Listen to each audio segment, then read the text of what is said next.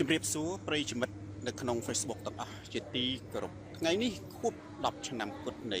គិតកម្មដ៏ជុំខ្នងព្រៃផ្សៃសម្រាប់លោកបណ្ឌិតកែមលី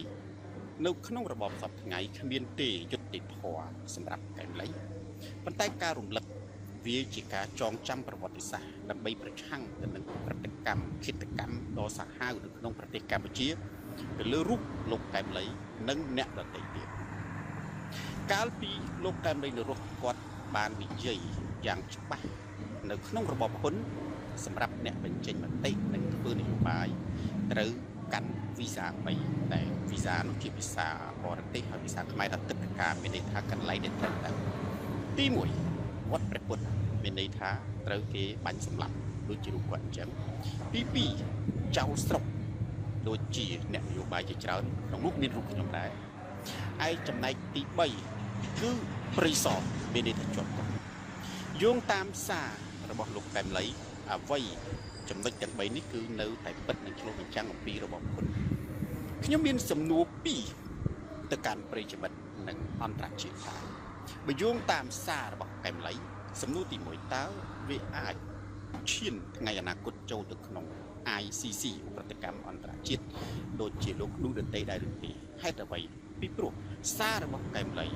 ដែលនិយាយគឺស្របជាមួយនឹងសាររបស់សម្ដេចតេជោដែលនិយាយថាងើបមួយវាយមួយយើងចោទសួរថាអ្វីទៅដែលហៅថាវាយតើការវាយរបស់សម្ដេចតេជោនោះ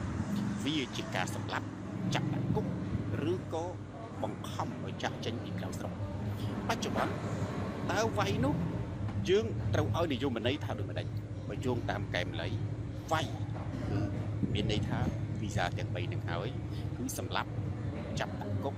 និងបង្ខំមនុស្សឲ្យជម្លៀសចេញពីស្រុកដែលខ្ញុំគិតថាបើសិនជាវាមានទំហំធំធេងវាគឺជាឧក្រិដ្ឋកម្មនៅក្នុងនេះឧក្រិដ្ឋកម្ម ICC